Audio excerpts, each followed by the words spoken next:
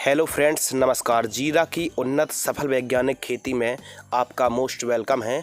आज की इस वीडियो पर हम जीरा यानी क्यूमेन फार्मिंग की A to Z संपूर्ण जानकारी शेयर करने वाले हैं।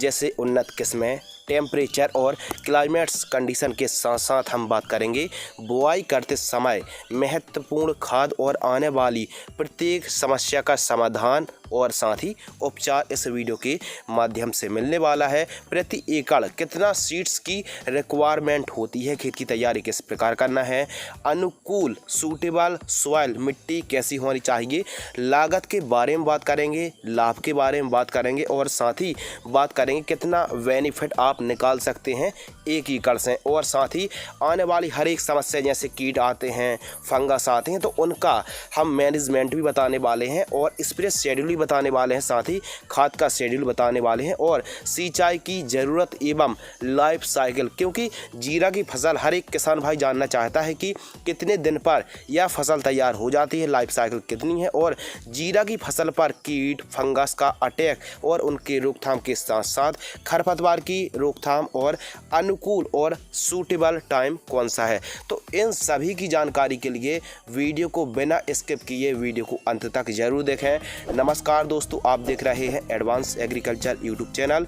मैं हूं आपका होस्ट एंड दोस्त शिव कुमार। तो चलिए भाई शुरू करते हैं। सर्वप्रथम बात करते हैं अनुकूल समय। तो जीरा की फसल का जो अनुकूल और best and suitable perfect time है, अक्टूबर और नवंबर माह पर आप खेती कर सकते हैं। और इसका एक्यूरेट टाइमिंग की बात करें तो 10 नवंबर से लेकर 25 नवंबर के आसपास बुआई कर सकते हैं। लेकिन जो 10 नवंबर का टाइमिंग है काफ़ी परफेक्ट माना जाता है। जीरा की क्रॉप के लिए टेम्परेचर सबसे ज़्यादा इम्पोर्टेंट और महत्वपूर्ण टॉपिक है, टेम्परेचर और क्लाइमेट्स कंडीशन, क्योंकि जो टेम्परेचर है जीरा की फसल के लिए काफ़ी ज़्यादा मैटर करता है। तो जर्मिनेशन के समय जो टेम्परेचर की आवश्यकता पड़ती है 20 से 25 डिग्री सेल्सियस और वहीं फ्लावरिंग स्टेज पर 15 से लेकर 20-25 डिग्री सेल्सियस तक टेम्परेचर चल जाता है और परिपक्व की स्टेज पर लगभग 28 से 30 डिग्री सेल्सियस के आसपास टेम्परेचर की आवश्यकता पड़ती है।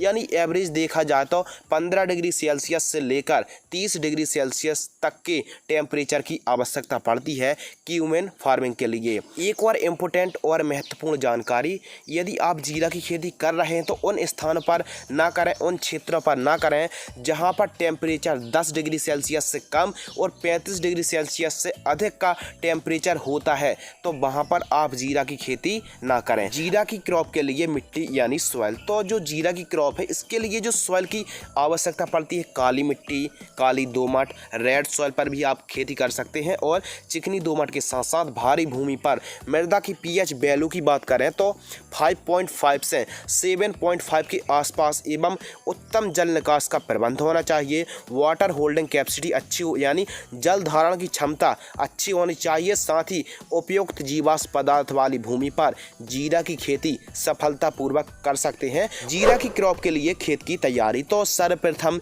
मीडियम गहराई में चलने वाले हल जैसे कल्टीवेटर से आपको पहली जुताई कराना है। तो 1 से 2 बार आपको ठीक तरीके से प्लोविंग कराना है, जुताई कराना है। उसके बाद देसी गोबर की खाद लगभग 2 ट्राली पूरे खेत में बिखेर कर रोटोवेटर से खेत को आप समतल करा दीजिए।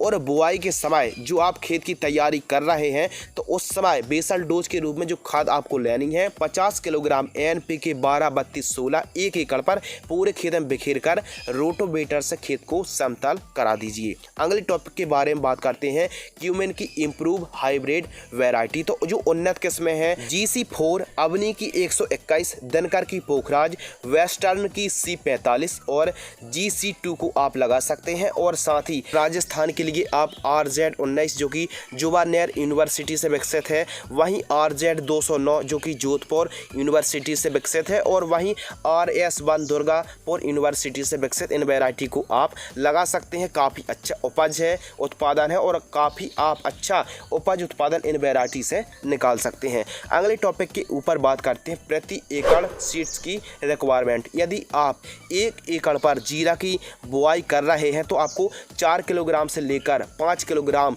सीड्स की आवश्यकता पड़ने वाली है। वहीं सीड्स रेट की बात करें तो 350 रुपये के आसपास प्रति केजी हमको हाइब्रिड का सीड्स मिलता है। किसी भी अच्छी कंपनी का आप सीड्स खरीद सकते हैं, क्योंकि वैरायटी के अनुसार ही सीड्स की अलग अलग कीमतें रहती हैं। अगले टॉपिक के ऊपर बात करते हैं सीड्स ट्रीटमेंट यानी बीज उपचार। बीज उपचार करना काफ़ी ज़्यादा ज़रूरी है, अनिवार्य है और इम्पोर्टेंट है, क्योंकि जो विल्ट की समस्या आती है आगे चल के, यदि आप बीज उपचार करते हैं तो काफ़ी हद तक विल्ट यानी ओकठा रोग से आप रोकथाम कर पाएंगे। तो जो क्यूमेन का सीड्स है, आपको सीड्स ट्रीटमेंट किस प्रोडक्ट से करना है तो बायर कंपनी की एवर गोल्ड एक्सटेंट से आपको 1 किलोग्राम बीजों को 1 से 2 ml की दर से बीजों को उपचार करना है और लगभग 25 से 30 मिनट तक आपको छांव पर सुखाना है। उसके बाद ही आपको बुआई करनी है। जीरा क्रॉप के लिए जलवायु। जीरा एक मसाले वर्गीय क्रॉप है जो कि भारत में काफ़ी ज़्यादा डिमांड है और इस वीडियो देखकर आप जीरा की सफल खेती कर सकते हैं। इस वीडियो पर आपको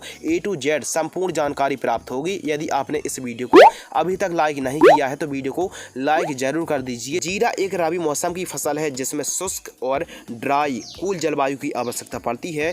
जीरा विश्व में सबसे ज़्यादा उत्पादन भारत में ही होता है और भारत में सबसे ज़्यादा राजस्थान में उगाया जाता है। राजस्थान के बाड़मेर और जालौर पर सबसे ज़्यादा प्रोडक्शन होता है और वहीं भारत पर यदि टोटल परसेंटेज की बात करें तो 60% उत्पादन भारत में गुजरात और राजस्थान से ही होता है। बाकी आप यूपी, MP, बिहार, महाराष्ट्र और अदर स्टेट पर भी आप जीरा की खेती कर सकते हैं। जीरा की क्रॉप के लिए सोइंग डिस्टेंस, यह टॉपिक काफ़ी ज़्यादा इम्पोर्टेंट है, तो कृपया ध्यान दीजिए। जो हमको गहराई पर बुआई करनी है यानी सीड्स की हमको कितनी गहराई पर बुआई करनी है, तो जो डेप्थ हमको रखनी है 1 सेंटीमीटर गहराई पर हमको बीजों की बुआई करनी है और ज़्यादातर हम ब्रॉडकास्ट विधि यानी छिड़का विधि से ही हम बुआई करते हैं। और यदि लाइन टू लाइन की बात करें तो लगभग 22 सेंटीमीटर आप रख सकते हैं और plant to plant, seeds to seeds distance की बात करें तो 10 सेंटीमीटर रख सकते हैं। वैसे जीरा की बुआई ज़्यादातर ब्रॉडकास्ट छिड़का विधि से ही बुआई की जाती है। जीरा की फसल के लिए गहराई बहुत ही ज़्यादा मैटर करती है, तो 1 सेंटीमीटर गहराई पर आप बुआई कर सकते हैं। मिट्टी भुरभुरी होनी चाहिए और जल निकास का उत्तम प्रबंध होना चाहिए। खरपतवार की रोकथाम। जीरा की फसल पर वीड कंट्रोल करना काफ़ी ज़्यादा ज़रूरी है। तो जो जीरा की फसल पर काफ़ी ज़्यादा कई प्रकार के खरपतवार उगते हैं, उन्हीं में से सबसे जिद्दी खरपतवार है जीरी खरपतवार, जिसका वानस्पतिक नाम प्लांटेगो क्यूमिना है। और आपको जैसी आपने जीरा की बुआई की है उसके जस्ट बाद ही 1-2 घंटे बाद यानी अंकुरण के पहले ही आपको पेंडामेथिलीन 30% EC 1 लीटर 200 लीटर पानी में घोल करके आपको स्प्रे करना है 1 एकड़ पर। कब करना है? जैसी आपने बुआई की है और जीरा की अंकुरण से जस्ट पहले। हम तो कहते हैं जैसे आपने बुआई की है 1-2 घंटे बाद आप पेंडामेथिलीन 30% EC का स्प्रे ले सकते हैं। इससे खरपतवार नहीं अंकुरित होते हैं, जिससे हमारी फसल है काफ़ी स्वस्थ रहती है और खरपतवार मुक्त रहती है। अगले टॉपिक के ऊपर बात करते हैं सिंचाई यानी एरीगेशन सिस्टम। तो जीरा की फसल पर 3 से 4 सिंचाई की आवश्यकता पड़ती है। स्प्रिंकलर से आपको सिंचाई नहीं करनी है, आपको फ्लैट एरीगेशन से सिंचाई करनी है। फर्स्ट सिंचाई आपको करनी है बुआई के जस्ट बाद, सेकंड सिंचाई आपको करनी है बुआई से 20 से 25 दिनों पर और थर्ड सिंचाई आपको करनी है फूल से जस्ट पहले आप सिंचाई कर सकते हैं। इसके अलावा आवश्यकता अनुसार आपको सिंचाई करनी चाहिए। यह मिट्टी पर भी काफ़ी ज़्यादा डिपेंड करती है। यदि हल्की मिट्टी है तो आपको 4 सिंचाई तक करनी पड़ सकती है और यदि भारी मिट्टी है तो 3 सिंचाई पर काम हो जाएगा। आवश्यकता अनुसार ही आपको सिंचाई करना है। Spray schedule. जीरा की क्रॉप पर आने वाले डिजीज, इंसेक्ट, पेस्ट मैनेजमेंट और कंट्रोल मेथड। जीरा की क्रॉप पर सबसे बड़ी जो समस्या आती है वो आती है रस चूसा कीट एफिड।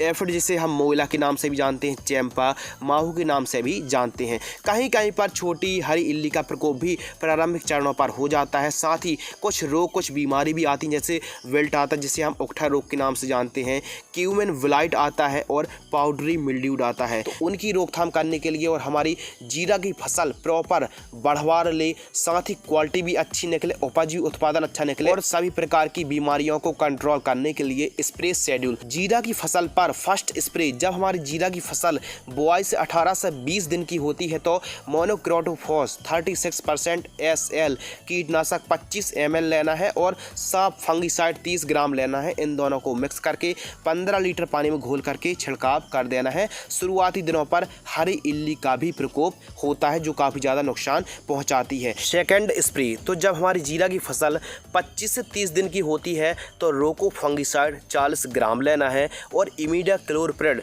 30.5% SC कीटनाशक 5 ml लेना है और इसके साथ पोषक सुपर जो कि वनस्पतिक बढ़वार के लिए काफ़ी ज़्यादा अच्छा प्रोडक्ट है 25 ml लेना है और इन तीनों को 15 लीटर पानी में घोल करके आपको स्प्रे कर देना है। इसके अलावा बात करते हैं थर्ड स्प्रे, तीसरा स्प्रे, तो जीरा की फसल बुआई से 45 से 50 दिन की होती है तो गोदरेज डबल जो उत्पादन को बढ़ाएगा, फल फूल की संख्या को बढ़ाएगा, गोदरेज डबल 10 ml लेना है और टेबुकोनोजोल 10% प्लस सल्फर 65% WG फफूंदनाशक को 35 ग्राम लेना है और इसके साथ PI की कीफान कीटनाशक 25 ml जो कि रस चूसक कीट एफिड के लिए काफ़ी अच्छी है और टेबुकोनोजोल सल्फर से पाउडरी मिल्ड्यू जो आता है और सल्फर की भी पूर्ति हो जाएगी। तो टेबुकोनोजोल सल्फर और PI की कीफान 25 ml इन तीनों को मिक्स करके 15 लीटर पानी में घोल करके आपको स्प्रे कर देना है। फोर्थ स्प्रे, तो जीरा की फसल बुआई से 60 से 65 दिन की होती है तो बायर कंपनी की नेटिवो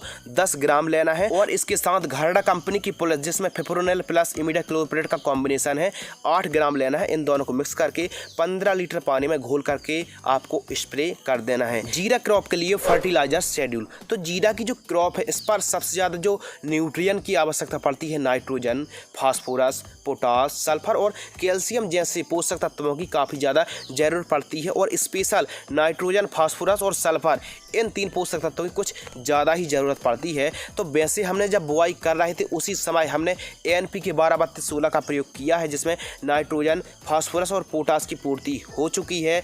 अब हमने जो सल्फर की पूर्ति जो हमने स्प्रे दिया था फफूंदनाशक से उससे कर दी है। अब हमको कोई भी खाद देने की आवश्यकता नहीं है। अब यदि हमारे जीरा की फसल पर नाइट्रोजन, फास्फोरस, पोटास या फिर सल्फर के साथ साथ सूक्ष्म पोषक तत्व युक्त खाद की आवश्यकता पड़ती है तो हम स्प्रे के रूप पर पूर्ति करने वाले हैं। यदि वनस्पतिक अवस्था पर नाइट्रोजन की आवश्यकता पड़ती है तो 19-19-19 का हम स्प्रे ले सकते हैं। यदि फ्लावरिंग स्टेज पर फास्फोरस की ज़रूरत पड़ती है तो हम 052-34 का भी घुलनशील खाद का स्प्रे ले सकते हैं जिससे नाइट्रोजन, फास्फोरस की पूर्ति हो सकती है। जीरा की क्रॉप पर आप जो भी न्यूट्रिएंट, पोषक तत्व और खादों को देना चाहते हैं बुआई के टाइम ही दे दीजिए, काफ़ी अच्छे रिजल्ट मिलेंगे। मान लीजिए आप बुआई के समय प्रयोग नहीं कर पाए हैं या फिर खाद देने के बाद भी डिफिशियंसी दिख रही पोषक तत्वों की तो आप यूरिया 15 किलोग्राम और सल्फर 90% वाली 5 किलोग्राम इन दोनों को मिक्स करके 30 से 35 दिन की क्रॉप होती है तब भी आप दे सकते हैं। इन खादों को देने से उपज उत्पादन काफ़ी बढ़ जाएगा। वैसे तो जीरा की क्रॉप पर यूरिया देने की आवश्यकता नहीं है और यूरिया को हम रेकमेंडेड भी नहीं कर रहे हैं, लेकिन नाइट्रोजन की आवश्यकता पड़ती है तो घुलनशील खाद 19-19-19 का आप स्प्रे ले सकते हैं और यदि ज़्यादा ही कमी दिख रही है तो ही आप यूरिया आवश्यकता अनुसार ले सकते हैं। इन दोनों को मिक्स करके जड़ों के पास देकर सिंचाई कर सकते हैं। ये था खाद का शेड्यूल, लेकिन हम आपको रेकमेंडेड करेंगे कि जो भी पोषक तत्व आप देना चाहते हैं बुआई के समय ही पूर्ति कर दीजिए। अगले टॉपिक के ऊपर बात करते हैं उत्पादन यानी प्रोडक्शन। तो आप 1 एकड़ पर 7 क्विंटल के आसपास प्रति एकड़ की दर से उपज निकाल सकते हैं। जो उपज है यह मिट्टी और वैरायटी पर भी काफ़ी ज़्यादा डिपेंड करती हैं। अगली टॉपिक के ऊपर बात करते हैं लागत यानी कॉस्ट। तो आप 1 एकड़ पर जीरा की बुआई करते हैं तो लगभग 10,000 रुपये से लेकर 12,000 रुपये के आसपास सभी खर्च यानी बुआई से अंत तक हार्वेस्टिंग तक का जो खर्च है लगभग 1 एकड़ पर 10,000 से मैक्सिमम 11-12,000 रुपये जाने वाला है। अब बात करते हैं मुनाफा यानी बेनिफिट। तो आप 1 एकड़ पर यदि जीरा की बुआई करते हैं, हार्वेस्टिंग करके बेचते हैं तो लगभग 1.5 लाख रुपये से लेकर 2 लाख रुपये आप बड़े ही आसानी से 1 एकड़ से कमा सकते हैं। अब रेट की बात करें तो जो रेट है 180 रुपये से लेकर 220 रुपये के आसपास का हमको रेट मिल जाता है। यदि रेट थोड़ा सा डाउन भी होता है तो 180-200 रुपये के आसपास का हमको रेट बड़े ही आसानी से मिल जाता है। अब लाइफ साइकिल की बात करें तो जीरा की जो क्रॉप है बुआई से लेकर हार्वेस्टिंग तक 100 से लेकर 120 दिन की यह फसल है, यानी 100 से 120 दिन पर यह फसल एकदम तैयार हो जाती है। क्यूमेन थ्रेशिंग की बात करें तो क्यूमेन की क्रॉप जब हार्वेस्टिंग के लिए तैयार हो जाए तो हार्वेस्टर मशीनरी की सहायता से आप थ्रेशिंग करा सकते हैं। जीरा की फसल में उकठा रोग की रोकथाम यानी बैक्टीरिया विल्ट की रोकथाम, तो इसके लिए रेजिस्टेंस वैरायटी का चुनाव करना चाहिए। फसल चक्र को अपनाना चाहिए और निश्चित गहराई पर आपको बुआई करनी चाहिए। आवश्यकता अनुसार सिंचाई करना चाहिए और नाइट्रोजन का प्रयोग भी आपको आवश्यकता अनुसार ही नाइट्रोजन की पूर्ति करनी चाहिए। बीज उपचार करना ना भूलें, सीड्स ट्रीटमेंट जरूर करें और ट्राइकोडर्मा का भी आप प्रयोग कर सकते हैं। और रासायनिक के लिए आप बायर कंपनी की एलेट है, थायोफेनेट मिथाइल को भी आप जड़ों के पास दे सकते हैं। और यूरिया का प्रयोग आप कम से कम करें। लगभग 30 से 35 दिन की जब क्रॉप होती है, जब आप सिंचाई करते हैं फ्लैट एरीगेशन से, तब आपको 200 लीटर पानी में 1 किलोग्राम ट्राइकोडर्मा और 1 किलोग्राम गन्ने का गुड़ को ठीक तरीके से घोल करके आप सिंचाई के रूप से प्रयोग करेंगे तो उकठा रोग पर काफ़ी अच्छा रिजल्ट प्राप्त होगा। अगले टॉपिक के ऊपर बात करते हैं सुरक्षा, सावधानी और ज़रूरी बातें जो काफ़ी ज़्यादा इम्पोर्टेंट सिद्ध साबित हो सकती हैं उपज बढ़ाने के लिए। तो प्रमोटर, प्लांट ग्रोथ प्रमोटर का जरूर प्रयोग करना है, चाहे ईसाबियोन, सागरिका, क्वांटिस या फिर पोषक सुपर, किसी एक का स्प्रे जरूर करें। यह बढ़वार के लिए काफ़ी ज़्यादा कारगर है। जीरा की खेती उन स्थानों पर ना करें जहां पर ठंडी के मौसम पर भी बरसात होती हो। जीरा की क्रॉप के लिए अधिक ठंडी और अधिक टेम्परेचर काफ़ी ज़्यादा नुकसानदायक है। जीरा की फसल पर ठंड भी लगती है यानी पाला भी लगता है, तो पाला से बचाने के लिए आप खेत के चारों तरफ रात में धुआं कर सकते हैं। इसके अलावा सल्फर की डस्टिंग ले सकते हैं और आप मॉर्निंग पर STP से भी आप मॉर्निंग टाइम वॉशिंग कर सकते हैं। और ठंडी के समय यानी ज़रूरत से ज़्यादा ठंडी पड़े तो आप थोड़ा सा जड़ों के पास नमी बनाए रखें यानी सिंचाई जरूर करते रहें। और क्यूमन क्रॉप में फ्लावरिंग के समय सिंचाई ना करें। और यदि 30-35 से ऊपर टेम्परेचर जाता है तो जीरा की फसल के लिए काफ़ी ज़्यादा नुकसानदायक है। और फूल की अवस्था में यूरिया, नाइट्रोजन, नाइट्रेट का प्रयोग आपको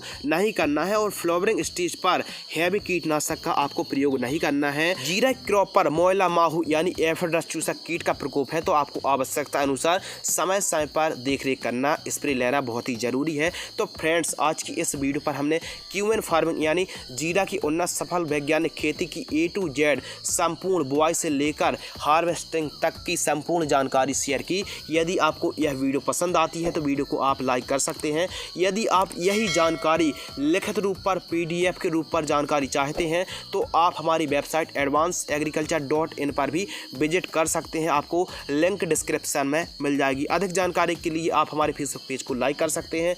इंस्टाग्राम पर आप हमें फॉलो कर सकते हैं शिवकुमार 095। तो फिलहाल आज की इस वीडियो पर बस इतना ही। धन्यवाद, नमस्कार, जय हिंद, वंदे मातरम।